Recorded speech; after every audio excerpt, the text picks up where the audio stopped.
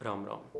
अगर तुम लोग पढ़ाई कर रहे हो और डेली बेसिस पे डिमोटिवेशन होता है क्योंकि तुम्हारे मॉक टेस्ट में नंबर नहीं आते हैं। कई बार ऐसा होगा कि मॉक टेस्ट में उतने नंबर नहीं आएंगे जितनी तुमने मेहनत की है। हर एक फील्ड में तुम गिरोगे, कहीं ना कहीं तुम पट के जाओगे, तुम्हें लगेगा यार ये हो क्या रहा है मेरे साथ, ना तो नंबर आ रहा है ना कुछ हो रहा है। तो इसका रीज़न ये है सीधा साधा कि जब भी तुम तैयारी करते हो तो रिजल्ट उसका तुरंत नहीं दिखता है। इनफैक्ट अगर तुम किसी भी चीज़ की तैयारी करते हो, हम यहाँ पे पढ़ाई की बात ही नहीं कर रहे हैं, हम सरकारी नौकरी की बात नहीं कर रहे हैं, हम ये बात कर रहे हैं तुम किसी भी फील्ड में चले जाओ, किसी भी फील्ड में चले जाओ, तुम्हें इंस्टेंट रिजल्ट कहीं नहीं दिखेंगे, कहीं पे भी तुम्हें इंस्टेंट रिजल्ट नहीं दिखेंगे। इंस्टेंट रिजल्ट का मतलब क्या है कि तुमने आज मेहनत करी, कल उसका रिजल्ट आ गया, ठीक है। ये मेहनत तुम्हें कहीं पे भी नहीं दिखेगी। अगर हम अपनी बात करें, हम बहुत, मेरे 2-3 चैनल हैं, एक अगले मतलब एक और चैनल था हमारा, उसमें हम बहुत दिन से वीडियोस बना रहे थे, ठीक है। डेली कोई व्यू नहीं आते, 0 0 0 चलता चला जा रहा था। अगर हम उसी समय ये सोच लेते कि रिजल्ट हमें नहीं मिल रहा तो हम मेहनत क्यों करें, तो शायद हम आज यहाँ पे भी नहीं होते, ठीक है। हमने क्या किया, काम करते रहे, डेली बेसिस पे काम करते रहे। अब वो इतना पाइलअप हो गया काम, इतनी सारी चीज़ें हो गई कि वो एक साथ सब वायरल हो गया।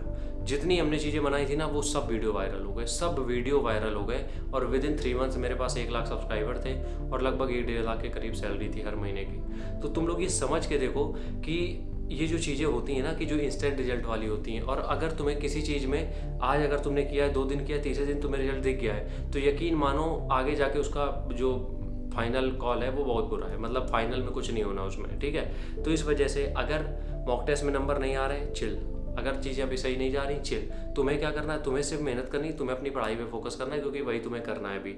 तो तुम्हें किसी दूसरी चीज़ पे ध्यान देने की जरूरत नहीं है। तुम सिर्फ अपनी पढ़ाई पे फोकस करो, जो चीज़ें तुम्हें करनी तुम उस पर फोकस करो। रिजल्ट आज नहीं कल पक्का आएगा, ये मेरा वादा है तुमसे, क्योंकि हमने ये देखी ही चीज़ें, और आएगा ही आएगा, 100% आएगा रिजल्ट। लेकिन अगर उसके पीछे तुम इतना पागल हो कि तुम्हारा रिजल्ट नहीं आता, तुम डेली डिप्रेस हो जाते हो, तुम पढ़ाई बंद कर देते हो, कुछ नहीं, तो फिर नहीं हो पाएगा कुछ, क्योंकि रिजल्ट किसी भी चीज़ का तुरंत नहीं दिखता है।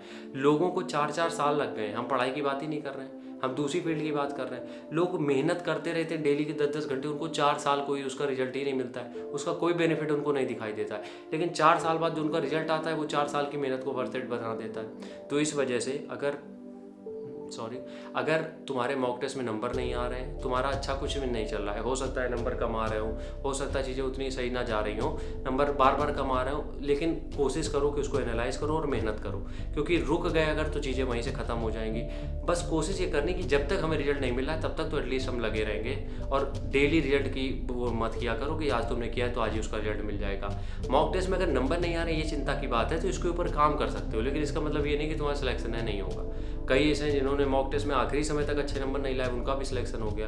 तो सिलेक्शन का सबका तरीका अलग अलग है, बस तुम्हें समझना ये है कि तुम्हारे हाथ में सिर्फ मेहनत है, और मेहनत रिजल्ट देके करोगे तो कभी नहीं हो पाएगी।